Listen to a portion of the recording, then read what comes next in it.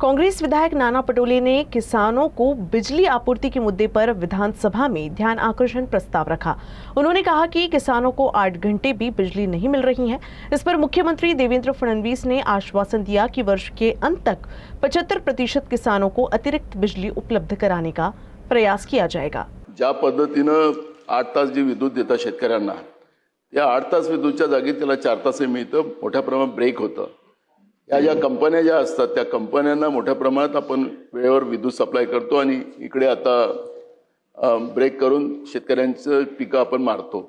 ही परिस्थिती वस्तुस्थितीला आहे आणि म्हणून शेतकऱ्यांना जे काही 8 तास विद्युत देण्याचा संकल्प आपण केलेला आहे, आमचं म्हणणं आहे 10 तास तरी दिलं पाहिजे, पण आपण 8 तासही लाईन देत नाही। हे सभागृहातले सगळे लोकांना ते माहिती आहे, आपल्याला पण माहिती आहे, आपण पण शेतकरी आहात। मुख्यमंत्री सौर कृषी वाहिनी ही जी आपली फ्लॅगशिप योजना आहे, या योजनेच्या अंतर्गत 4000 मेगावॅट पूर्ण झालेलं आहे काम आणि या 4000 मेगावॅटच्या माध्यमातून जवळपास 8 लाख शेतकऱ्यांना आता निरंतर वीज आपण देऊ शकतोय, ती आपण सुरू केलेली आहे।